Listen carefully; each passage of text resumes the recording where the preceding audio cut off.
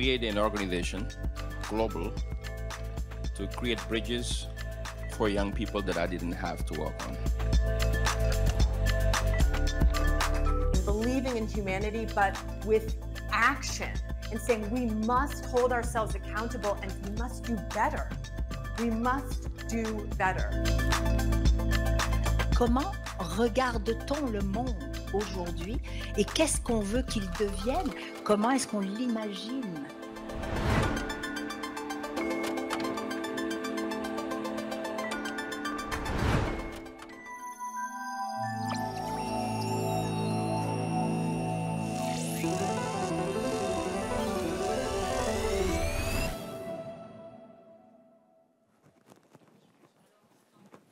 Alors, bonjour, et je peux même dire bon midi à tous et à toutes, parce que c'est ça, c'est l'heure du midi, mais on choisit d'être ici avec nous. On va manger du contenu ensemble. J'espère que vous allez bien. Mon nom est Armand Afkami, animateur de MTL Connect.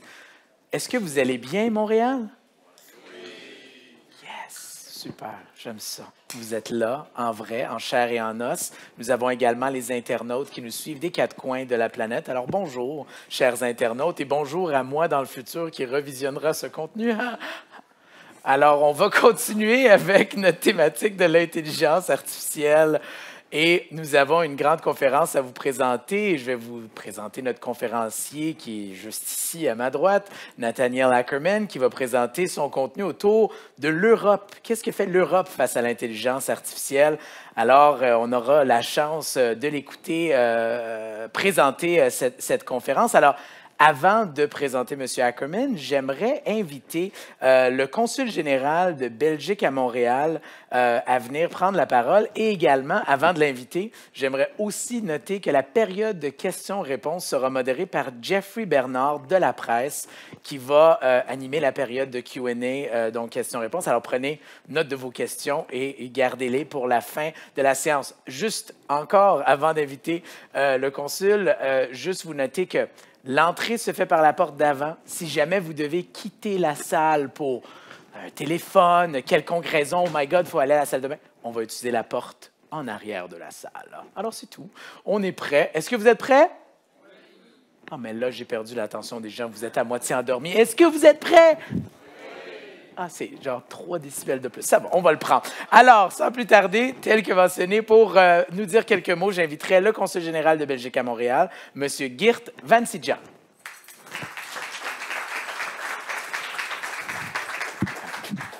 Merci beaucoup. Mesdames et messieurs, distingués invités, c'est avec un plaisir particulièrement grand que je suis ici, à Montréal Connect, et à présenter cette conférence.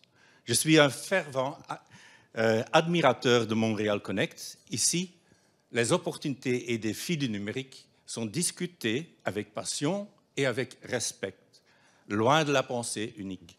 C'est un lieu d'apprentissage et de rencontres inspirantes. Dans l'esprit de Montréal Connect, j'ai utilisé l'intelligence artificielle seulement pour éditer et peaufiner ce petit discours. Je tiens à remercier l'équipe du Printemps numérique pour l'organisation de cet événement qui nous permet de consolider la coopération entre le Québec, les partenaires internationaux présents et la Belgique au sein de la francophonie internationale.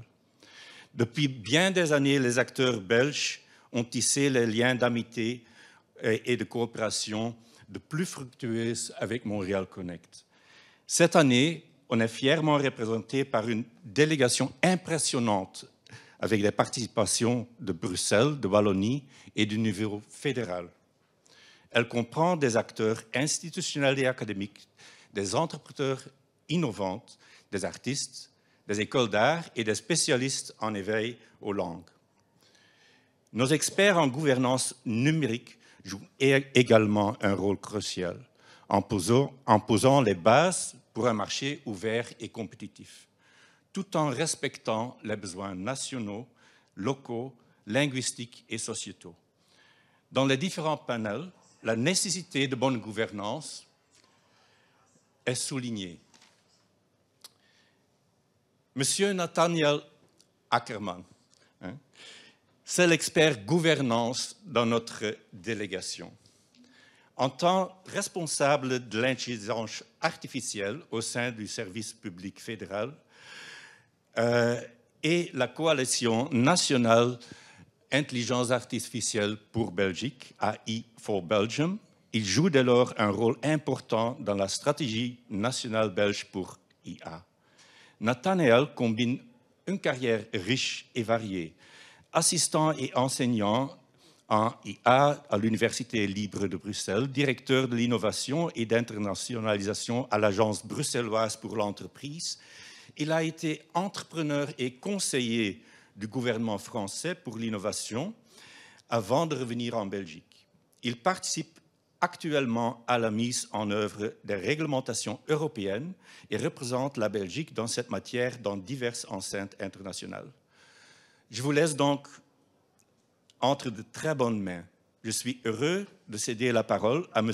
Ackerman et vous souhaite à tous et à toutes une conférence passionnante.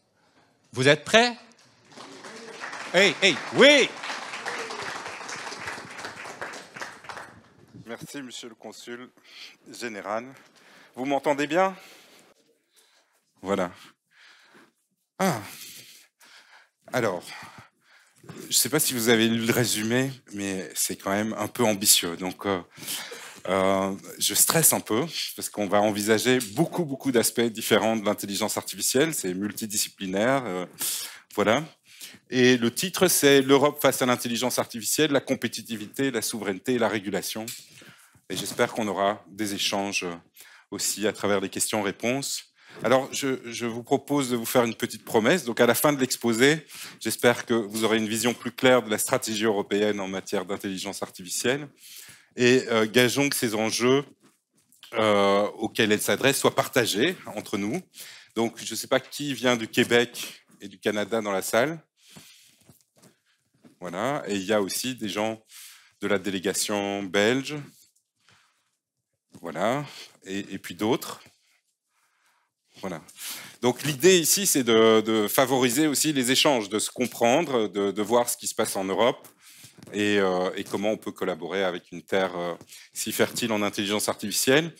Et puis, évidemment, la stratégie européenne, elle est empreinte aussi d'un certain nombre de valeurs. On va parler de réglementation. L'Europe est connue pour mettre en place des réglementations. Je vais essayer d'expliquer aussi quelles sont quelle est la logique sous-jacente de ça. Donc, l'agenda que je vous propose, c'est une rapide ligne du temps. Donc, d'où on vient, qu'est-ce qui a déclenché un peu toute cette effervescence autour de l'IA, quels sont les enjeux, donc avec des exemples concrets. Puis parler un peu du marché de l'IA et j'annonce rien en disant qu'il y a une domination forte, évidemment, des acteurs américains dans notre espace. La structure du marché, quel est le pari de l'Europe, et puis je parlerai un peu de la Belgique pour essayer de favoriser les échanges entre nous. Alors, le point de départ que j'ai choisi, vous savez que ça a commencé en 1956, c'est 2016, AlphaGo.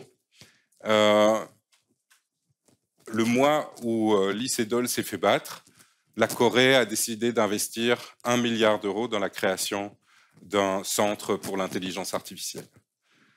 À la fin de 2016, l'administration Obama a aussi publié un certain nombre de rapports sur l'intelligence artificielle, les enjeux qui y sont liés, notamment en termes de futur du travail, et en disant qu'il faut investir dans cette matière comme on l'a fait pour aller sur la Lune.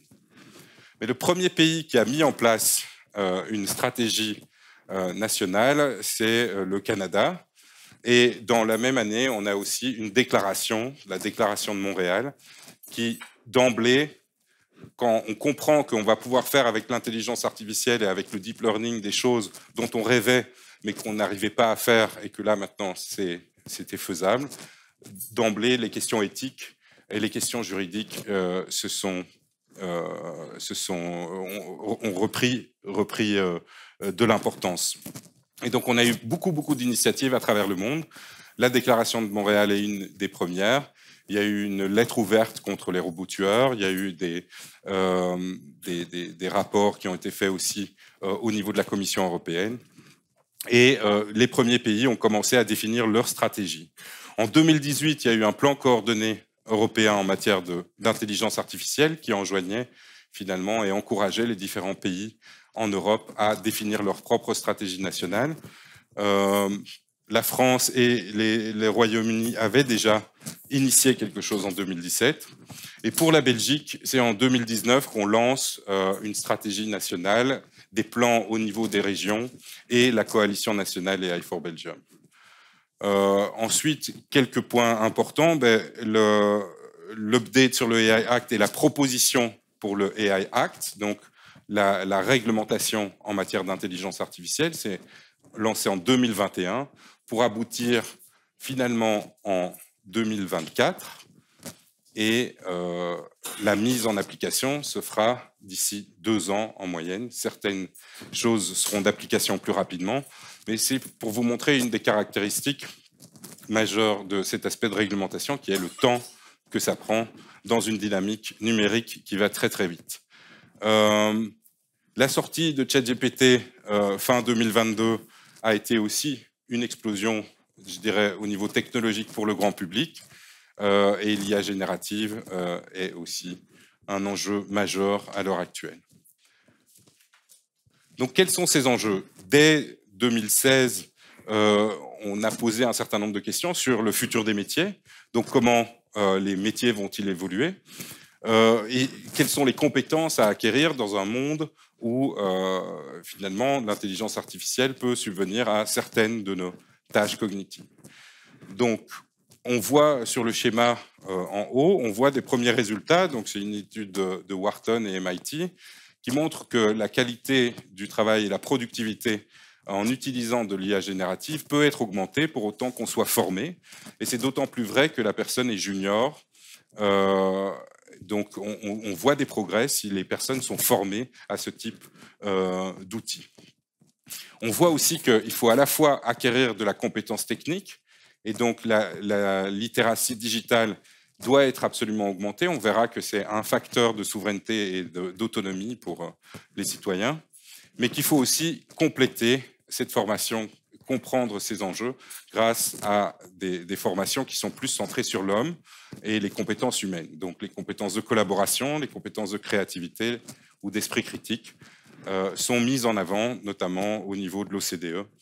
Voilà. Un des enjeux aussi, dès le début géopolitique, c'est la fuite des cerveaux et les gens qui partent pour aller vers les États-Unis, pour aller vers la Chine, c'est une des questions majeures qui s'est posée. Quelques questions sur les fake news, donc la véracité de l'information. Des questions sur les enjeux financiers qui sont à l'œuvre. Donc, on voit ici sur le schéma le coût que coûte le développement d'un large modèle de langage. Donc, on est à peu près à 100 millions. Bon, c'est des choses qui ont chuté assez drastiquement dernièrement, mais on a des investissements et des montants d'investissement qui sont très, très impressionnants. 2 autres thèmes qu'on voit fleurir dans les débats autour de l'intelligence artificielle. La qualité des données, et notamment depuis l'IA générative, le fait de savoir si on va pouvoir maintenir la qualité de données si en fait l'IA générative génère un certain nombre de données auxquelles on a accès pour enseigner les modèles, et puis les questions de propriété intellectuelle qui sont traitées. Un aspect majeur des enjeux discutés actuellement, c'est le fait que les questions sont éminemment culturelles. Donc, je ne sais pas si vous avez déjà joué sur cette interface du MIT qui s'appelle The Moral Machine. Vous avez le cas classique d'un véhicule dont on perd le contrôle, un véhicule autonome dont on perd le contrôle. Donc, on n'arrive plus à freiner et il faut diriger la voiture vers la gauche, vers la droite, ou il faut que le véhicule autonome, qui n'a plus les possibilités de s'arrêter, décide ce qu'il va faire. Et on a différentes situations qui sont un peu cynique où voilà, on peut écraser éventuellement quelques personnes ou des chiens et des chats. Alors là, la réponse est plutôt facile. Et puis, au fur et à mesure que vous répondez à ces questions, il y a différents patterns qui apparaissent. Donc, des personnes plus âgées, des hommes, des femmes en bonne santé, en mauvaise santé, etc., etc. Et on voit que les réponses à ces questions ne sont pas du tout uniformes sur le globe. Donc, les questions d'éthique et les questions que pose l'intelligence artificielle sont éminemment culturelles. Un autre aspect important qui est illustré par ce véhicule, c'est la question de la régulation versus l'innovation. Donc, on l'abordera dans la partie régulation. On voit ici la question du véhicule autonome. Le véhicule autonome concentre l'ensemble des questions qu'on pose autour de l'intelligence artificielle, notamment la responsabilité, le type de décision qu'il faut prendre, les enjeux économiques qui sont derrière. Et pour résumer l'ensemble de ces questions et les garde-fous qu'on a voulu mettre en place, il y a eu à travers le monde énormément de déclarations qui ont été faites, mais une synthèse a été proposée en 2019 par la Commission européenne et un High-Level Expert Group en AI, qui mettait en avant 7 exigences pour avoir une IA qui soit digne de confiance. Et ces 7 exigences abordent différents aspects. Le premier, c'est la préservation de la capacité d'action et de supervision humaine. Donc, il faut que quand vous interagissez avec un système d'IA, vous soyez vraiment autonome et vous ne soyez pas influencé à votre insu et que votre capacité d'action soit préservée. Il faut de la robustesse à la fois physique et technique. Donc, comment on peut tromper des systèmes d'IA? Est-ce qu'en ayant une petite modification dans un système de reconnaissance et qui est invisible à l'œil nu, est-ce que le système va être stable ou pas? La préservation de la vie privée, on va voir que c'est absolument essentiel parce que dans tous les débats sur les plateformes et le côté paradoxal, si vous voulez, de la position dominante des plateformes, c'est qu'on a accès gratuitement à un certain nombre d'outils qui nous font gagner du temps. Ça, c'est la perception des citoyens au sens large. Mais pour autant, il y a effectivement de potentielles attaques sur la vie privée. Il y a une réglementation européenne qui est très forte, c'est la réglementation GDPR, donc le règlement de protection des données, et qui a servi d'exemple et qui a inspiré un peu l'Europe, notamment dans la mise en œuvre de son AI Act, puisqu'on se dit que cette législation a pu inspirer les autres régions du monde. Garantir la transparence, ce n'est pas juste avoir accès au code. Vous pouvez très bien avoir accès à un code d'intelligence artificielle et ne rien y comprendre, où il y a tellement de codes que finalement vous n'allez pas pouvoir interpréter. Vous pouvez avoir accès à des poids d'un réseau de neurones, mais ça ne va pas vous dire, ça va vous donner le même effet que si vous voyez l'activité cérébrale, vous ne saurez pas ce que la personne pense. Donc la transparence, c'est un concept qui est très important, qui est repris dans le AI Act. Donc ce document-ci, c'est les Ethics Guidelines, donc les 7 exigences éthiques pour une IA digne de confiance, a servi de socle pour le AI Act. La transparence, c'est plus que l'accès au code.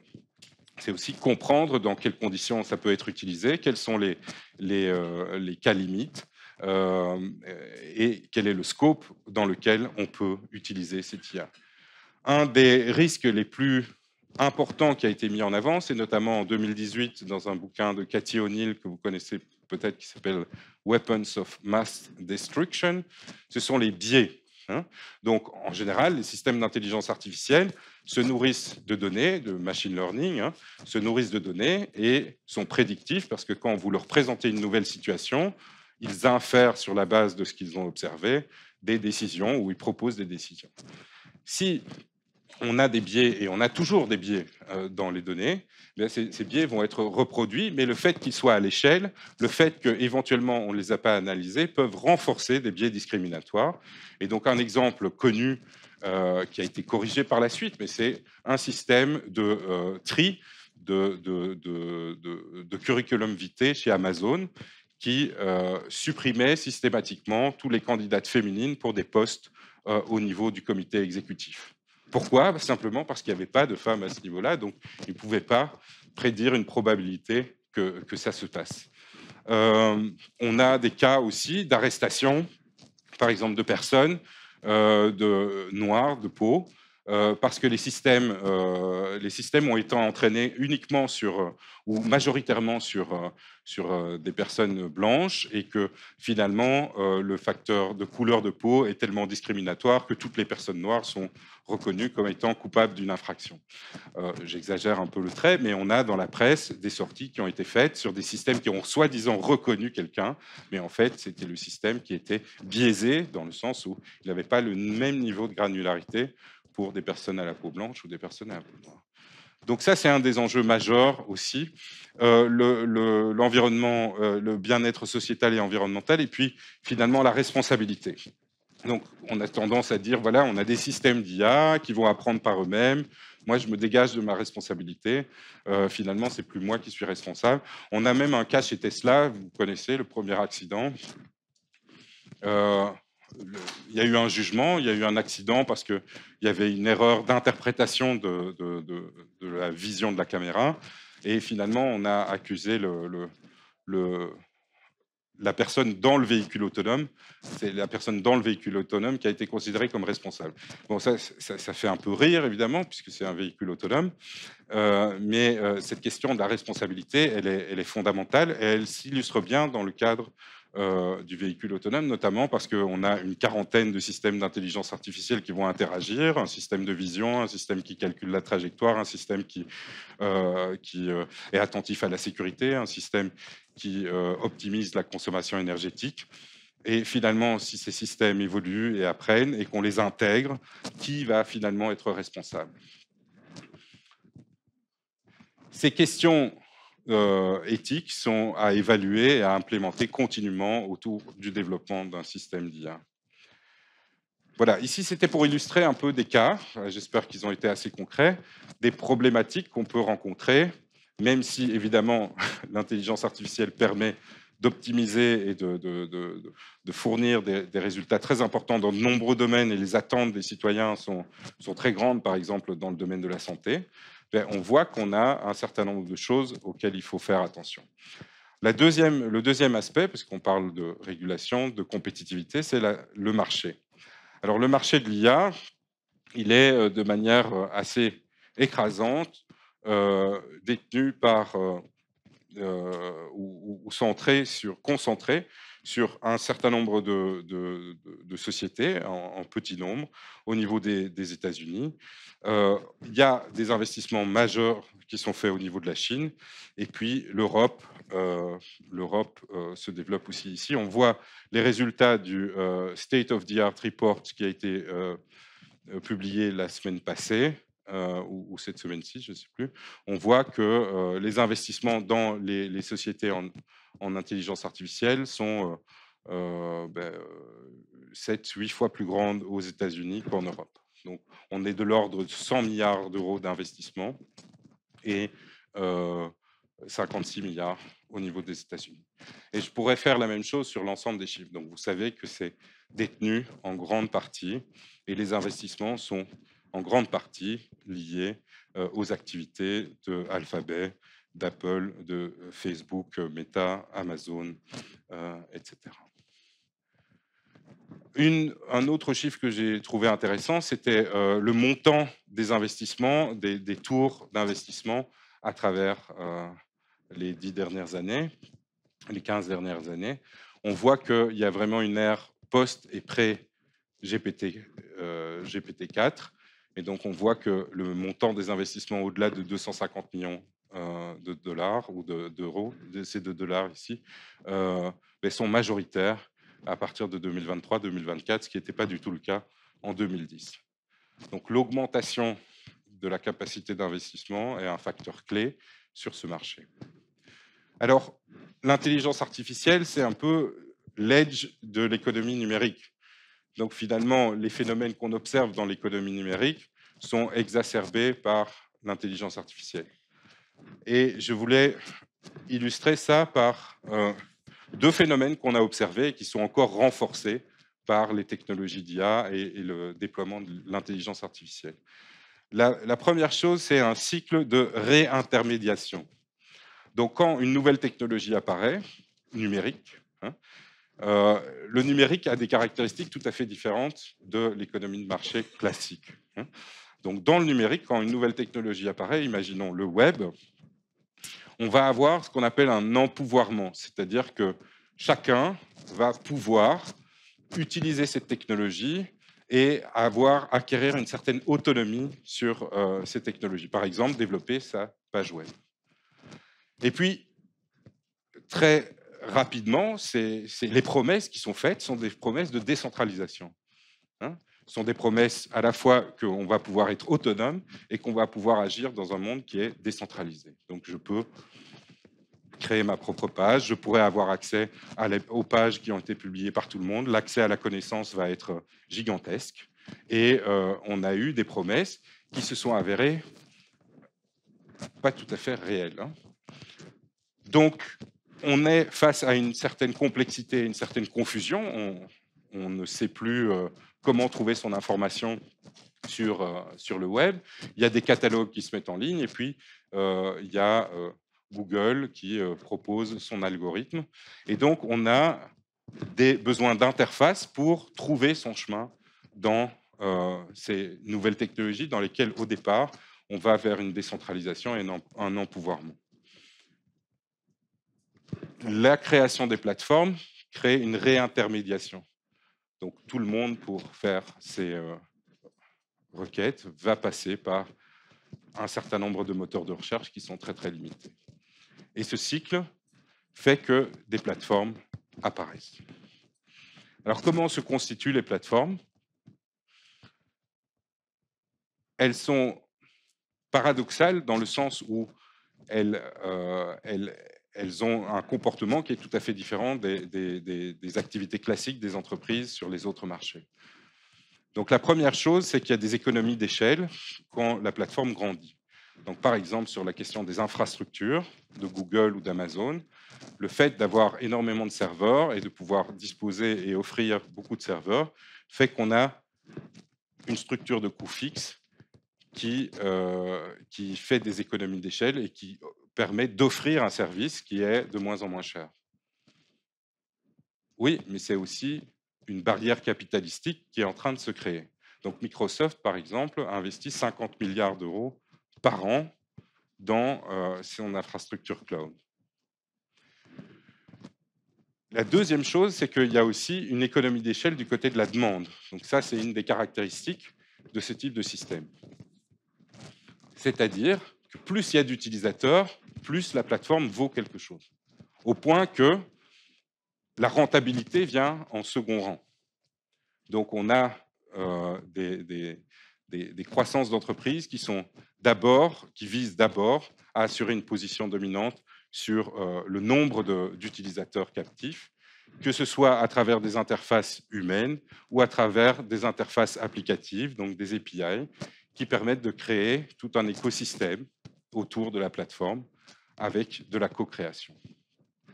Et finalement, au centre, on a la production classique, je dirais, de produits logiciels, de produits numériques, qui a la caractéristique d'être à coût marginal nul.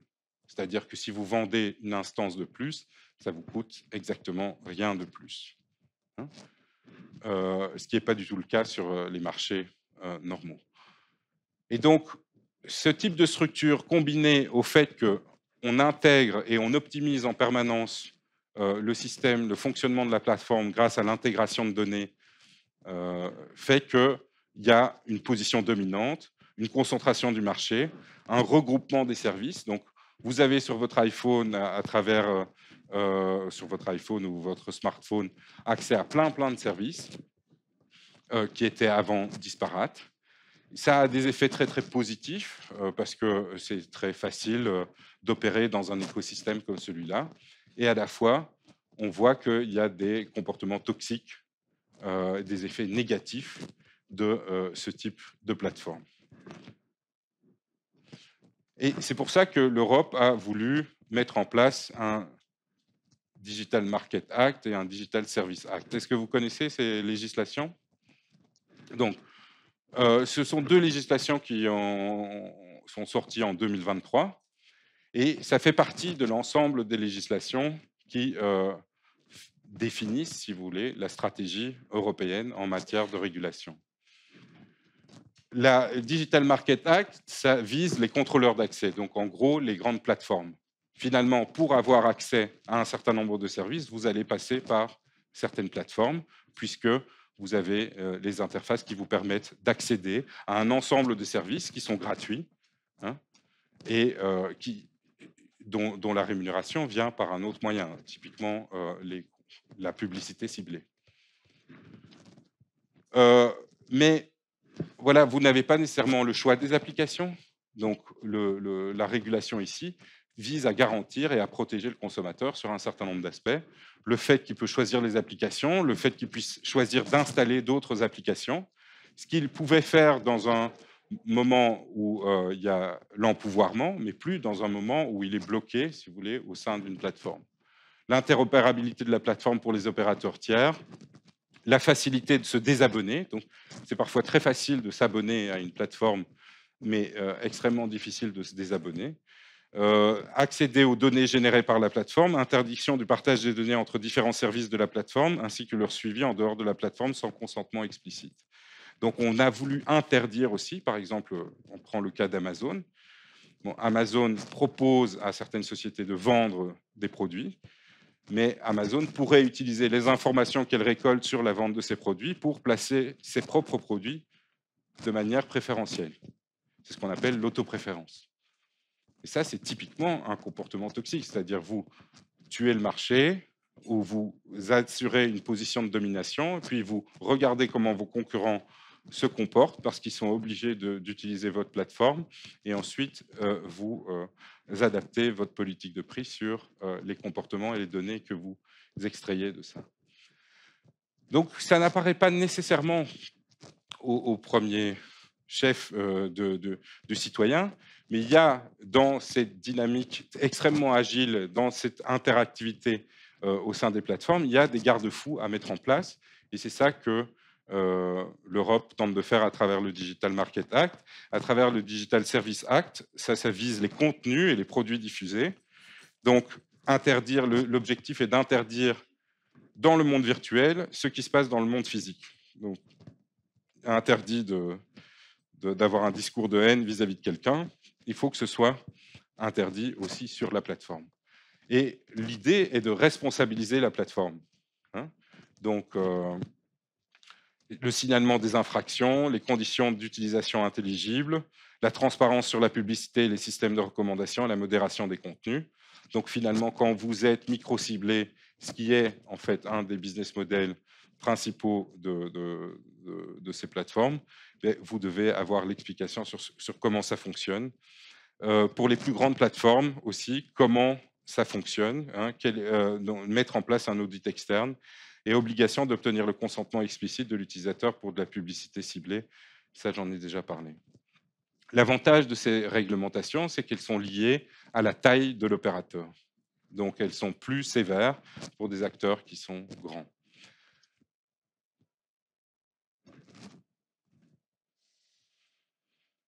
Alors, en termes d'IA, on a quand même des pépites en Europe. Et en termes de numérique, on a quand même des pépites, et un grand nombre de pépites, que ce soit sur le design et la production de microprocesseurs. Donc, on a en Belgique, par exemple, IMEC. On a aux Pays-Bas ASML. Sur les réseaux mobiles, sur les plateformes comme Spotify, Deezer, SoundCloud. Je ne sais pas si vous connaissez tous ces noms. Des plateformes de productivité comme Prezi ou Trello. Des plateformes de gestion intégrée. SAP est sans doute la plus connue et à une échelle mondiale. Donc, il y a beaucoup de pépites au niveau européen, mais il n'y en a aucune qui arrive à devenir une plateforme globale. Ça, c'est la difficulté, c'est l'état du marché à l'heure actuelle. En termes d'IA, puisque là, j'ai parlé plutôt d'entreprises numériques, on voit dans le Forbes 50 qui vient d'être publié, sur les scale-up en IA, il y en a 7 ou 8 sur 50 qui sont européennes. Et si on fait au niveau de l'Europe un classement et il y a différents critères qui sont possibles dans le classement des entreprises les plus prometteuses. On a évidemment DeepMind, mais qui a été racheté par Alphabet. Hein. Donc il y a aussi toute une politique de fusion-acquisition aussi très importante de ces pépites. Et on voit qu'on a beaucoup, évidemment, au Royaume-Uni, en Allemagne, en France, et la Belgique tire bien aussi son épingle du jeu avec des sociétés comme Sentience, qui est un des leaders mondiaux dans l'identification d'informations concernant votre mode de conduite, hein, ou iCare, qui est un des leaders mondiaux dans la maintenance prédictive.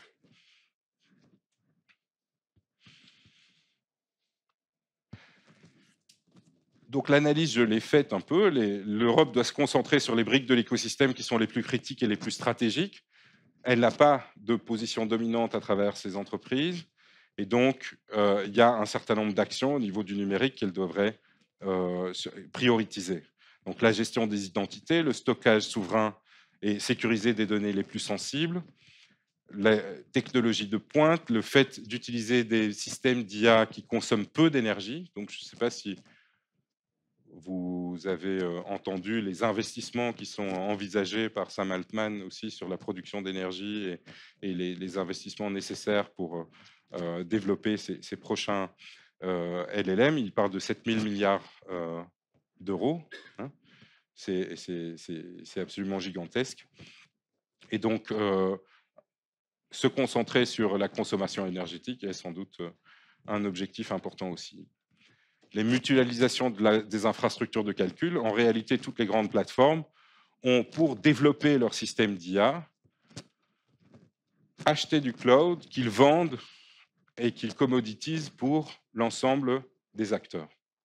Donc, comme ils ont besoin de puissance de calcul et de stockage, ils achètent énormément de machines, ils les louent, et puis ils peuvent, avec ce qui est résiduel, entraîner leur modèle d'IA. Et par ailleurs, il va falloir aussi cibler certains domaines d'application. Et donc, la stratégie européenne vise à la fois réguler, à la fois promouvoir l'innovation dans des secteurs prioritaires. Voilà. Alors, il y a un rapport qui vient de sortir de Mario Draghi sur le futur de la compétitivité. Il dit des choses d'assez haut niveau, du type qu'il faut combler l'écart d'innovation entre les États-Unis et la Chine, donc qui sont en avance, bien sûr, faciliter la montée en puissance des entreprises d'IA. Donc là, c'est une question liée à la facilitation d'intégration de la réglementation. Former une main-d'œuvre dans l'IA, donc la question de l'empouvoirment, elle est liée aussi au niveau de formation et au niveau de connaissance des citoyens. Effectivement, si vous maîtrisez bien l'ensemble des outils, vous pouvez les combiner facilement. Si vous avez une maîtrise moins grande, eh bien, c'est facile qu'on vous propose des systèmes complètement intégrés. L'intégration verticale dans des domaines européens, l'IA digne de confiance comme un moteur de compétitivité. Donc, j'ai parlé de ce que ça voulait dire l'IA digne de confiance et faciliter aux données dans un cadre harmonisé. Donc, le pari de l'Europe, c'est quoi ? Le pari de l'Europe, c'est de développer une intelligence artificielle qui respecte le cadre digne de confiance.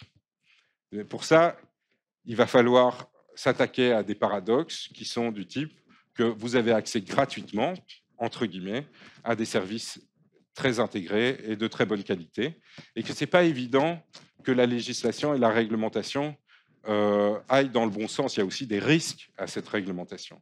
Et le deuxième aspect, c'est l'innovation. Alors, on m'a demandé de parler rapidement de l'Artificial Intelligence Act. Qui connaît en détail? Splendide. Voilà, bon, je vais être rapide. Hein. Donc, la première chose, c'est qu'est-ce qui est dans le AI Act et qu'est-ce qui n'est pas. Donc, ça fait partie d'une constellation de réglementation. Ce n'est pas pour vous faire peur, mais ça vient spécifiquement sur l'IA. Donc, il y a notamment le RGPD qui a été adopté et qui a inspiré, le DMA, le DSA, qui sont importants, dont j'ai parlé. Et donc, ici, ce qui est out, ce sont les droits en dehors de l'Union européenne, les accords internationaux, la sécurité nationale, la défense, le militaire, la recherche et le développement, les activités personnelles et une partie de ce qui concerne les logiciels libres. On pourra discuter de ça. Qu'est-ce qui est dedans? Tout ce qui est un système d'intelligence artificielle. Donc un système d'intelligence artificielle, c'est un système automatisé qui a différents niveaux d'autonomie, une capacité d'adaptation et qui déduit et génère des résultats. Donc c'est une définition très générique. Et par ailleurs, le législateur a voulu cadrer les modèles d'IA à usage général. Donc les modèles d'IA à usage général, c'est par exemple GPT-4. GPT-4, ça peut être utilisé dans plein d'applications différentes.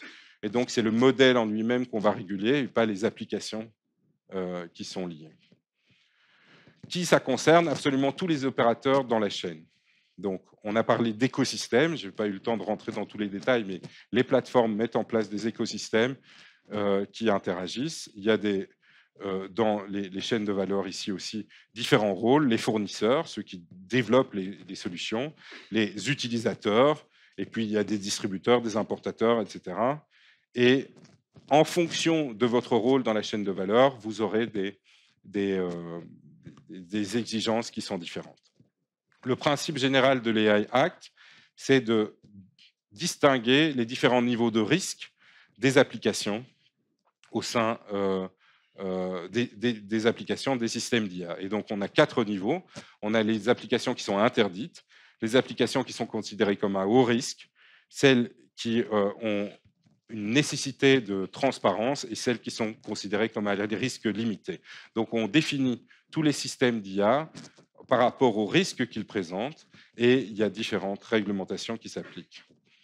Alors, quelles sont les pratiques interdites? C'est sous condition, donc vous ne pouvez pas dire la biométrie est interdite, mais la biométrie dans certaines conditions est interdite. Mais dès que vous avez ces dispositifs-là, vous devez aller voir en détail si vous n'êtes pas dans une application qui est prohibée. Donc, par exemple, la reconnaissance faciale en temps réel dans la rue, etc., c'est interdit. La police prédictive aussi. Le scoring social. Est-ce que vous connaissez le social credit scoring en Chine? Voilà. Parce que je discutais avec Jeffrey avant de venir ici, il me dit, est-ce que le citoyen se rend compte, est-ce que ça change quelque chose, ces réglementations, pour le citoyen lambda? Mais je pense que si, effectivement, quand vous traversez et que vous traversez au feu rouge, et que vous avez automatiquement une amende et que vous n'avez plus le droit, par exemple, de mettre votre enfant dans une école, vous allez très vite sentir qu'il y a un problème dans ces systèmes de social credit scoring. J'exagère le trait, hein, mais le social credit scoring en Chine, c'est vraiment un ensemble de paramètres qui sont mesurés sur les citoyens, parfois en temps réel. Par exemple, est-ce que vous avez remis votre attestation fiscale à temps? Est-ce que vous traversez effectivement, donc c'est un vrai exemple, au feu rouge ou au feu vert?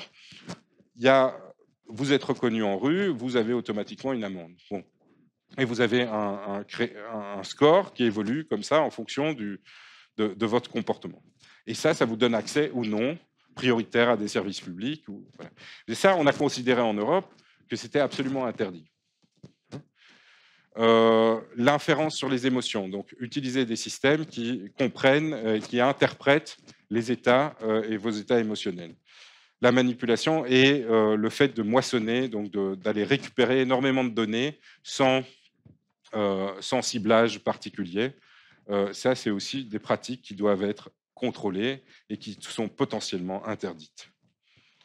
Les systèmes d'IA à haut risque, alors il y a 2 types de catégories. Il y a les systèmes qui sont liés à des produits dangereux, donc des systèmes par exemple typiquement comme des ascenseurs, des systèmes qui vont avoir des brûleurs, etc. Pour autant qu'il y a un système d'intelligence artificielle qui y soit intégré, mais il y a un vrai risque physique, donc on considère que c'est à haut risque, donc c'est lié à une législation spécifique sur les produits. Et puis il y a des domaines, donc dans l'annexe 3, sur tout ce qui a un impact sur votre vie, donc typiquement la santé, typiquement le recrutement, typiquement les services essentiels privés, voilà, la répression, la gestion des frontières, migration, asile, etc. Donc là, le règlement a été fait pour être évolutif et il a en annexe 3 une liste d'applications qu'on considère comme potentiellement à haut risque. Il y a des obligations qui s'appliquent pour ces systèmes à haut risque, notamment le fait de bien documenter, le fait de signaler qu'il y a des applications à haut risque. J'ai plus beaucoup de temps là, c'est moins de temps que ce que je pensais. Voilà, et il y a des obligations qui s'appliquent pour les fournisseurs et pour les déployeurs, notamment des analyses d'impact sur les droits fondamentaux.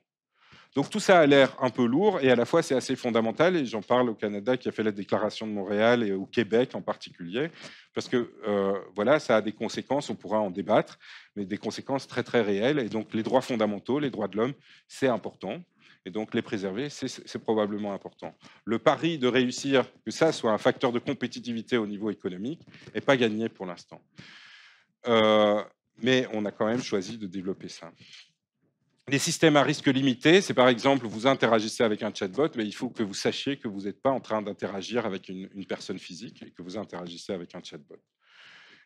Alors, les modèles d'IA générative, je n'en parle pas ici, c'est vraiment les modèles en tant que tels.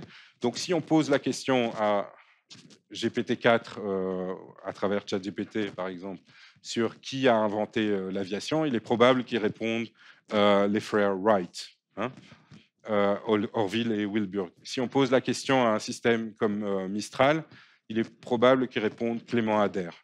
Donc, on voit quand même très très rapidement que derrière la maîtrise du langage et derrière des systèmes comme des modèles de langage large, on a un impact géopolitique extrêmement important. Il y a donc en marge de cette régulation des mesures de soutien à l'innovation, et il y a évidemment des amendes qui sont prévues. Je vais revenir sur les différents éléments. Donc en plus de la réglementation, il y a un certain nombre d'outils qui ont été mis en place justement pour favoriser la compétitivité. Donc, des financements de consortiums au niveau européen, qu'on appelle des EDIC, donc c'est European Digital Infrastructure Consortia, des European Digital Innovation Hub qui sont qui accompagnent les entreprises pour la compliance par rapport à l'AI Act, des Test and Experimentation Facilities, donc des grandes infrastructures de tests qui sont déployées, des sandbox régulatoires et des AI Factories. Donc il y a beaucoup d'argent qui est mis sur ces AI Factories, qui sont des écosystèmes dans lesquels vous avez accès en tant qu'entreprise à des capacités de calcul. Il y a aussi, évidemment, au niveau européen, dans les différents pays, des coalitions nationales, dont AI for Belgium est une de celles-là. Et si vous me permettez, je peux dépasser un peu le temps ? Une minute. Donc, en Belgique, on a un plan national de convergence qui fixe comme priorité tout ce qui concerne les questions éthiques et légales, les services publics, et puis les challenges sociétaux comme la santé, la mobilité, l'environnement, la cybersécurité et la compétitivité des entreprises. Il y a d'autres thématiques qui sont remarquables au niveau notamment des régions, comme le manufacturing, l'industrie créative et culturelle, on a plusieurs représentants dans la salle, la logistique, le fait d'avoir de l'IA embarquée dans Edge AI, l'IA frugale, les microprocesseurs avec IMEC, tout ce qui est service public et la robotique. Ça, c'est l'écosystème belge. Donc, il y a 3 régions. Le nord, c'est la Flandre, le centre, c'est Bruxelles, et le sud, la Wallonie. On a des représentants ici dans la salle de Trail, donc du Trusted AI Lab, qui est une espèce de MILA au niveau de tous les centres de recherche et centres et laboratoires universitaires. Ce Trail, par exemple, participe à un TEF sur la santé, donc un Test and Experimentation Facilities. Donc, vous avez des représentants dans la salle. On a aussi au niveau de Bruxelles un institut qui est concentré sur le bien commun, qui s'appelle FARI. Voilà, pour citer 2 enjeux importants. Quelques chiffres. La Belgique est 27e au niveau des classements mondiaux. Il y a un nombre important de chercheurs avec un niveau de publication très important. L'investissement par capita est assez important au niveau de l'IA si on cumule les investissements des différentes régions, des communautés et du fédéral. On a aussi un écosystème très vivace avec 439 entreprises dont 28% ont une foreign branch et des niveaux d'investissement qui sont aussi en augmentation, 200 millions en 2022. On a à peu près 10% des entreprises en dehors des entreprises expertes qui ont implémenté de l'IA. Et l'objectif fixé par l'Europe, c'est d'arriver à 75-75% des entreprises d'ici 2030 qui intègrent des technologies d'IA. Donc, enfin, la formation est sans doute le défi le plus important. Et là, on a de nouveau différents instituts qui proposent des formations, une académie de l'intelligence artificielle qui a été mise en place, un cours pour tous les citoyens qui a été mis en place au niveau européen.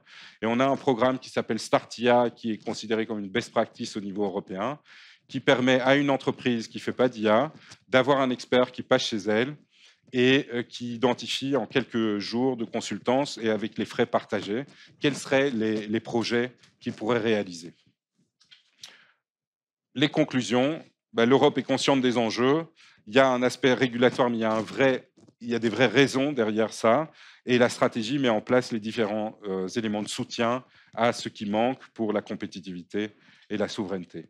Au niveau de la Belgique, vous avez une proximité des institutions européennes qui est un atout. On a aussi des centres de compétences sur justement ces aspects de régulation, un écosystème qui est très très dynamique. La Belgique est considérée comme un marché test. La Belgique se positionne comme 4e dans l'Innovation Scoreboard européen. Donc après les pays scandinaves, la Belgique est en 4e position. Donc c'est vraiment un pays d'innovation. Et voilà, de ce que je perçois aussi, les domaines thématiques et l'alignement sur les valeurs sont en bonne cohérence avec les initiatives québécoises. Donc j'espère que le pari est relevé, que vous avez une meilleure compréhension de ce qui se passe en Europe et que vous avez envie d'en savoir un peu plus sur la Belgique. Voilà. Finalement, encore voilà.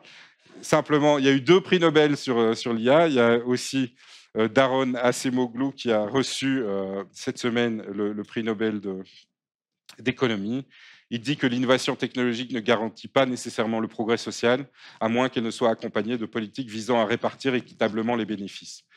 Toute la logique des plateformes est liée sur une approche, je dirais, de l'école de Chicago, qui vise à optimiser l'ensemble des services. Et ça marche assez bien, sauf que la répartition des bénéfices, l'inclusion n'est pas du tout considérée.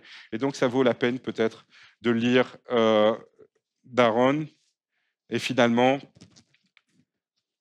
puisque le thème ici, c'est métamorphose, la meilleure façon de prédire le futur, c'est de le créer.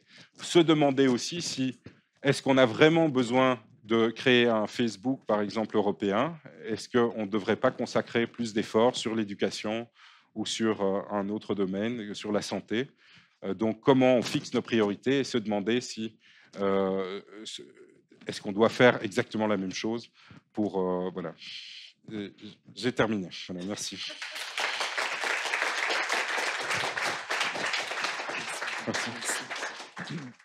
Merci, M. Ackerman. On n'aura pas le temps, malheureusement, pour des questions-réponses. On est passé un peu au-delà du temps. Mais encore une fois, merci pour ce portrait de ce qui se passe en Europe et en Belgique. On applaudit encore M. Ackerman.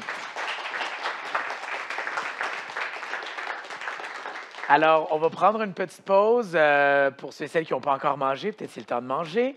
On va reprendre tout de suite dans quelques instants avec un autre panel. Si vous voulez rester pour le panel, vous pouvez rester à votre siège. Sinon, vous avez de quitter par l'arrière et de revenir par l'avant. Je vous invite tous et toutes d'aller découvrir les parcours d'activation qui sont disponibles au 8e étage. Si ce n'est pas déjà fait, 8e étage, c'est un rendez-vous. Sur ce, on prend une petite pause. À tout de suite. Merci.